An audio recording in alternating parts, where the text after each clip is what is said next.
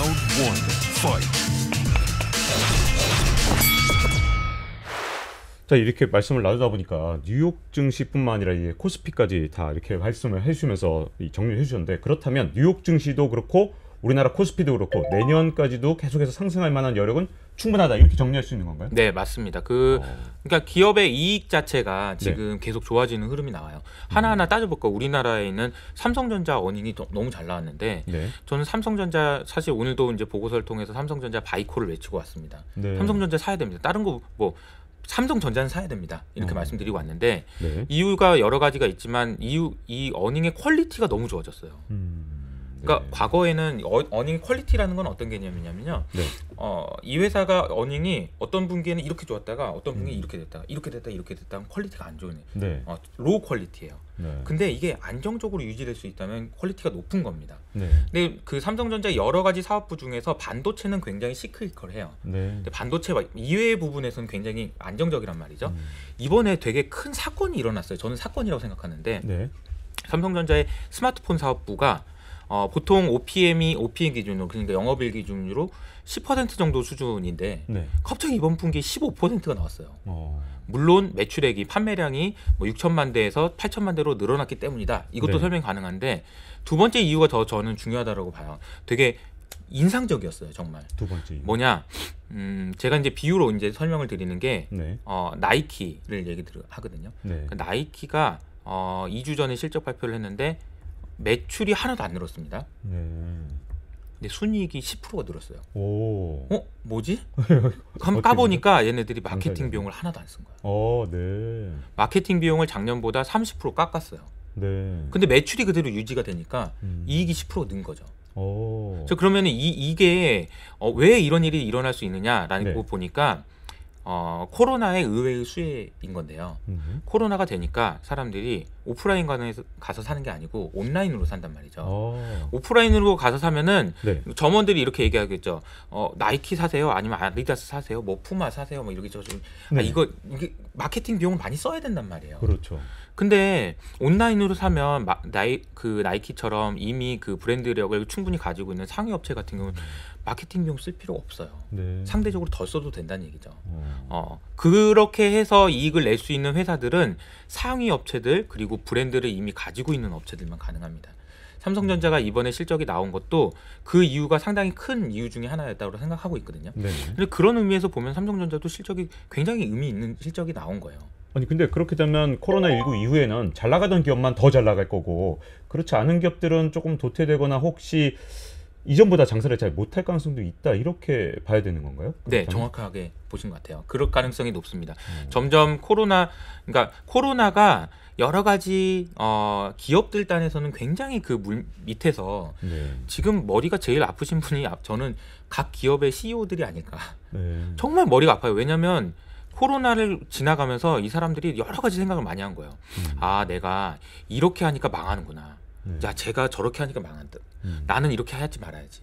그런 것들이 너무 많다는 거예요. 그리고 사람을 한번 잘라보니까 사람 없어도 되네. 이런 생각도 하고 있는 거고요. 무시무시한데요? 무시무시한 얘기들이 있어요. 그래서 지금 기업들 단에서 굉장히 많은 변화들이 있는데, 그중에 핵심적인 건 뭐냐면 상위 업체들의 그 경쟁력이 MS가 굉장히 많이 늘어나고 있다는 거예요. MS가 확대돼요. 그러니까 지금 시장의 전체 사이즈는 줄어들었잖아요. 근데 MS가 늘어나는 회사들이 있단 말이죠. 근데 시장 사이즈가 늘어날 때는 어떻게 될까? 이거 그대로 간단 말이에요. 그러니까 상위 업체들의 수혜가 이거는 그냥 단기간에 그냥 3분기 일회성이 그게 아니고 장기간으로 유지될 수 있다라는 겁니다. 근데 이제 코스피 투자하시는 분들도 요즘 뭐 많지만 개인 투자자들은 여전히 그래도 코스닥 투자를 많이 하실 텐데, 그런 분들 입장에서는 그러면 약간 좀 주의해야 될 부분들이 좀 있겠는데요? 맞습니다. 그래서 중소형주 같은 경우에는 이미 여러 가지 지금 약점들이 조금 확인이 됩니다. 대주주 뭐 과세 뭐 이런 이슈는 워낙 알려져 있는 거니까 다들 아실 것 같고, 알려진 악재라고 하지만 어쨌든 실현될 가능성이 높기 때문에 그 부분도 악재인 것 같고요. 앞서 말씀드린 대로 지금부터는 조금 더 큰 업체들 중심으로 투자를 하시는 게 맞다, 이렇게 생각하고 있어요.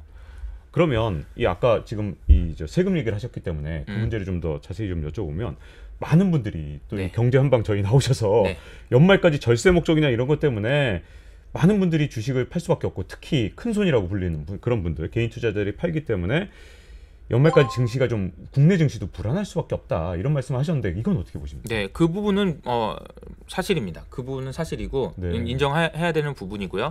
그 부분은 안고 가야 되는 부분인 것 같아요. 연말까지. 네. 그런데 지금 이번에 코로나 사태 때 옆에서 돈을 버는 친구들을 봤던 수많은 네. 개인 투자자들은 연말에 그렇게 이슈가 있어서 빠진다더라 기다리고 있는 사람도 많아요. 네. 네, 그렇기 때문에 뭐 어떻게 보면은 막 주가가 막 빠지고 그럴 때는 아무도 주식을 안 살 것 같아서 막 주가가 더 한없이 급락할 것 같지만 네. 밑에서는 또 사려고 하는 사람들도 많이 있는 거거든요. 네. 그러니까 너무 안 좋은 쪽으로만 보실 필요는 없다라고 생각하지만 네. 앞서 말씀하신 대로 그 부분은 분명한 우려 요인인 건 맞습니다. 지금 주가는 여전히 저평가돼 있다. 지금 현재 경제 네. 상황에 비해서. 그래서 네. 얼마까지 더 갈 수 있는지 뭐 어떤 여력이 있다든가 네. 아니면 뭐 그런 식의 전망 이건 가능할 것 같은데. 네네. 지금 현재 지금 현재 상황은 어떻다고 보시고 또 앞으로 전개될 방향 어느 정도로 보시는지 그게 좀 궁금하거든요. 네, 그러니까 제가 이거 조금 어려운 개념이긴 하지만 네. 요거는 되게 중요한 개념이라서 주식에 적용되는 금리라는 거는 코스트 오브 에쿼티라는 개념입니다. 네. 이거는 미국 10년물 금리로 적용하시면 안 돼요. 미국 10년물 금리로 뭐 예를 들어서 뭐 어떤 A라는 회사가 10년 후에 벌 거를 미국 10년물 금리로 땡겨옵니까? 아니잖아요. 네. 그 회사에 적용되는 금리가 따로 있단 말이에요. 그 금리는 무위험 채권 수익률에다가 그 회사에 대한 심리를 더해줘야 된다라고 제가 말씀드리고 있고, 그럼 그 심리에 대한 부분을 제가 여러 가지 방법론에 의해서 뭐 논문도 찾아보고 설문조사도 하고 그래서 계산을 해봤단 말이에요. 우리나라에 적용되는 COE, 즉 코스트 오브 에쿼티는 코스피에 적용되는 COE는 제 계산에 의하면 7% 초반입니다. 우리나라가 지금 벌어들일 수 있는 이익, 그러니까 회사들이 벌어들일 수 있는 이익을 이제 보통 ROE라고 하는데 네. ROE가 과거 10년 동안 8%가 넘었어요. 물론 작년에는 좀 많이 빠졌고 올해도 좀 연간으로 했을 때는 많이 빠질 것 같지만 우리나라가 ROE가 체력적으로 8% 정도의 ROE가 나올 가능성은 가능하다. 충분히 저는 그렇게 네. 생각하고 있습니다. 네. 그 가능성을 삼성전자가 보여줬어요. 네. 지난주 목요일 날. 네. 저는 8% 가능하다고 보는데 8% 안 되고 7% 초반이 된다. 네. 그래서 COE보다만 높은 그 ROE가 난다. 그러면 PBR이 한 배가 됩니다. 적정한 PBR이 한 배가 돼요. 이 개념이 굉장히 중요합니다. PBR이 한 배가 안 되는 회사냐, PBR이 한 배를 넘는 회사냐는 매우 중요한 의미가 있어요. 네. PBR이 한 배가 된다는 거는 어떤 의미냐면요. 자, 이런 개념이에요. 내가 회사를 차릴 때 자기 자본을 100억을 넣어가지고 회사를 하나 차렸어요. 근데 그 회사가 100억을 유지하려면은 네. COE만큼 아까 제가 말씀드린 그 금리만큼 돈을 벌어들여야 돼 매년. 네. 그렇지 않으면 깎여요. 회사가 쪼그라드는 거야. 그게 COE라는 개념이거든요. 근데 그 COE라는 개념만큼 내가 돈을 벌어. 그러면 유지되는 거예요. 네. 그 회사의 가치가 유지. 그 회사의 가치가 유지된다라는 얘기가 PBR이 한 배라는 얘기예요. 그럼 PBR이 한 배, 코스피 PBR이 한 배 얼마일까요? 지금 주가입니다. 지금 2,400. 딱 지금 주가입니다. 안팎에. 2,400 포인트입니다. 네. 그래서 저는 그럼 그 전에는 PBR이 한 배가 안 됐다는 얘기잖아요. 네. 그럼 PBR 한 배가 안 됐다는 얘기는 뭐냐면 이 상태가 맞다고 하고 이 상태가 유지된다고 하면 계속 줄어들 텐데 네. 회사의 가치가 계속 줄어들 텐데 이 걱정스러운 상황이 되는 거고 한 배를 넘어서서 한 배에 안착하게 되면 이제는 계속 돈을 벌 것 같은데 회사가 좀 커지겠네, 코스피에 있는 많은 회사들의 가치들이 점점 올라가겠네, 이렇게 생각할 수 있다라는 거죠. 네. 그래서 그런 의미에서 2,400포인트는 매우 중요한 포인트다라고 보고 있고요. 네. 그래서 2,400포인트를 넘어설지 안 넘어설지 그 악유는 앞으로도 뭐 연말이 될 때까지 끝나지 않을 수도 있고요. 네. 당분간 계속될 수도 있습니다. 굉장히 그 악유가 많은 지수대예요. 네. 2,400포인트가. 하지만 저는 아까 앞서 말씀드린 대로 수치적으로나 이론적으로 계산해 보면 2,400포인트 충분히 넘어설 수 있다. 네. 그래서 올해 안에 2,500포인트 이상도 충분히 갈 수 있고, 저희가 계산한 그 로직에 의하면 6개월 안에 2,700포인트까지는 무난하다, 이렇게 보고 있습니다. 네. 이효석 팀장님 말씀 중에서 제가 정말 아직까지도 기억에 크게 남는 것 중에 하나가 롱뉴, 그다음에 숏 캐시. 네. 이 말씀하셨던 게 네. 아주 굉장히 인상 깊게 났거든요. 네네.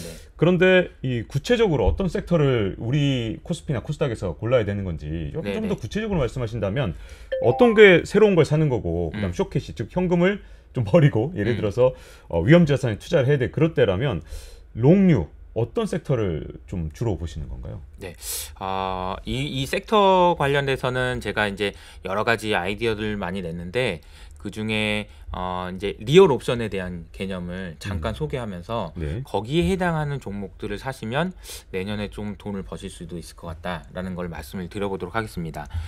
리얼 옵션 개념은 우리나라에선 처음 제가 소개한 개념이고요. 네. 이 개념이 사실 좀 쉬운 개념은 아니어서 정말 쉽게 그냥 그런 거야? 그냥 그 정도로만 네. 설명을 들어보도록 할게요. 리얼 옵션은 옵션을 현실 세계로 가져온 개념이다라고 생각하면 돼요. 너무 어려우니까 복권 이야기를 제가 해볼게요. 네. 복권.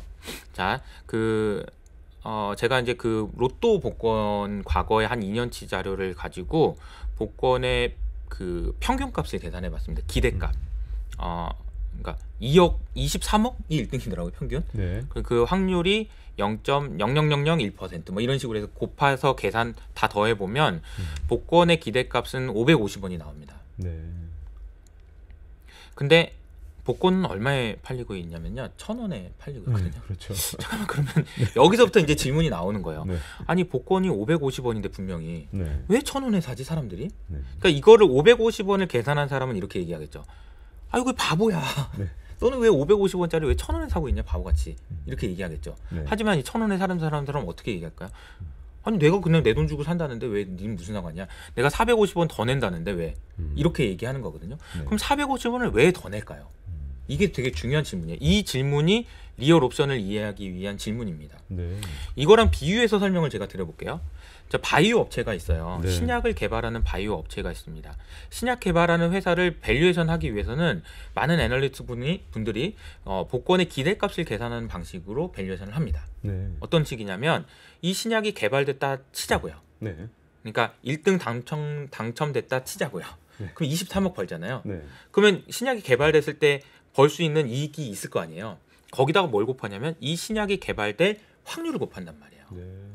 이 신약이 개발된 확률을 곱해서 계산하는 게 신약이나 제약 바이오 회사들을 밸류에이션하는 방법론입니다. 네. 근데 주가는 어떻게 되나요? 이거는 550원으로 계산을 우리가 열심히 했는데 대부분의 주가는 다 1,000원에 거래되고 있어요. 근데 그 이유가 뭐냐면 이 450원만큼의 갭이 있다는 거죠. 그 갭만큼을 우리는 리얼 옵션이라고 생각할 수 있다라는 겁니다. 그러면 그렇게 되는 종목들이 뭐가 있고 왜 사람들이 450원을 내느냐, 이 두 가지를 설명드리면 되는데요. 450원을 왜 내냐? 콜 옵션 개념을 생각을 해보면 네. 콜 옵션은 삼성전자 주식을 5만 원에 살 수 있는 권리입니다. 그래서 이 권리는 삼성전자 주식이 5만 원 이상 올라가면 권리 가치가 생기는 거고요. 5만 원 이하가 되면 빵이에요. 네. 그죠? 그렇죠. 근데 그 옵션을 1,000원 주고 샀다고 하면은 5만 원 이하가 되면 1,000원 잃어버리는 거고 네. 올라가면은 한도 없이 네. 먹을 수 있는 거예요. 그렇죠. 자, 이쪽 세상하고 이쪽 세상이 완전 다른 세상입니다. 완전 다른 세상. 네. 자, 근데 이 다른 세상이 어떤 세상인지 좀 구체적으로 말씀드릴게요. 이쪽 세상은 어떤 세상이냐면요, 막혀 있는 세상이에요. 손실이 막혀 있어요. 1,000원으로. 네. 그죠? 1,000원 그렇죠. 이상 손실 볼 수가 없어. 네. 또 그리고 내가 컨트롤할 수가 있어요. 네. 내가 손실 볼 수 있는 규모를 내가 1,000원 이상 1,000원 할까? 아니야. 2,000원 할까? 3,000원 할까? 내가 정할 수 있어요. 네. 그죠?